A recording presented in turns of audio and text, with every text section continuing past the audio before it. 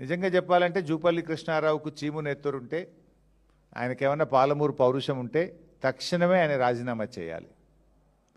నిన్నేమన్నాడు? 8 లక్షల కోట్ల అప్పు బీఆర్ఎస్ ప్రభుత్వం చేసింది, అది నేను చూపిస్తాను నిన్న అన్నాడు. ఇవాళ ఏమన్నాడు తెలుసా? ఆయనే 1,00,000 కోట్లు తగ్గించి 7 లక్షల కోట్ల అప్పు చేసిందని ఇవాళ మాట్లాడిండు. నిజంగా చర్చ జరుగుంటే 3 లక్షలకో 4 లక్షలకో ఒప్పుకునేవాడు, ఇంకో 3 లక్షలు తగ్గేది చర్చ జరుగుంటే. ఆ వీడియో ఒకసారి చూద్దాం. నిన్నేమన్నాడు జూపల్లి గారు? మిగులు బడ్జెట్, ధనిక రాష్ట్రం, హైదరాబాద్ ఆదాయం ప్లస్ 8 లక్షల కోట్ల అప్పు. 8 లక్షల కోట్ల అప్పు బీఆర్ఎస్ పార్టీ అవసరమే నేను వస్తా.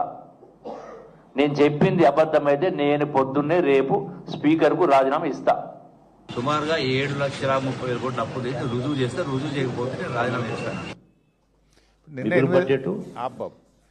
8 లక్షల కోట్లు అన్నాడు, ఇవాళ 7 లక్షల కోట్లు అన్నాడు. 1,00,000 కోట్లు ఆయనే తగ్గించింది కదా, మరి నువ్వు రాజీనామా చేయి ఫస్ట్. నువ్వేనో 8 లక్షల కోట్లు నేను రుజువు చేయకపోతే రాజీనామా చేస్తాను. నిన్నటికి ఇవాళటికే 1,00,000 కోట్లు తగ్గిందా? నిజంగా చర్చ జరుగుంటే ఇంకో 3 లక్షల కోట్లు తగ్గేది. అంటే ఇలా జూపల్లి గారు ఆయనలో సబ్జెక్ట్ లేక పసలేక ఈరోజు చర్చకు రాకుండా ముఖం చాటేశారు. మేము సవాల్ వేయలేదు. ఇప్పుడు మా కేటీఆర్ గారు నిన్న ముఖ్య రేవంత్ రెడ్డికి సవాల్ వేసిండ్రు, కానీ నువ్వు ఆ సవాల్ని స్వీకరించి నేనే తెలంగాణ భవన్కి వస్తున్నాను మీరే చెప్పారు కదా జూపల్లి గారు, మరి ఎందుకు రాలేదు? వచ్చి ఉంటే తేలిపోయేది కదా. ఇప్పుడు లెక్క ఉంది కదా, ఇప్పుడు నేను చెప్పిన లెక్క అబద్ధమైతే నేను ఈ రోజే రాజీనామా చేస్తా నా ఎమ్మెల్యే పదవికి. మరి కేటీఆర్ వస్తాడా, హరీష్ రావు వస్తాడా?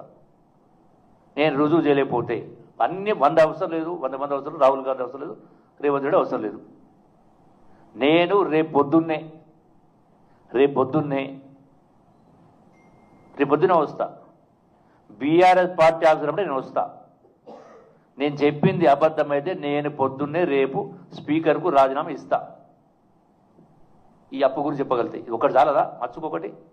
అన్నం ఉడికిందా లేదని చూడాలంటే ఒక మెతుకు పట్టుకొని చూస్తే చాలు.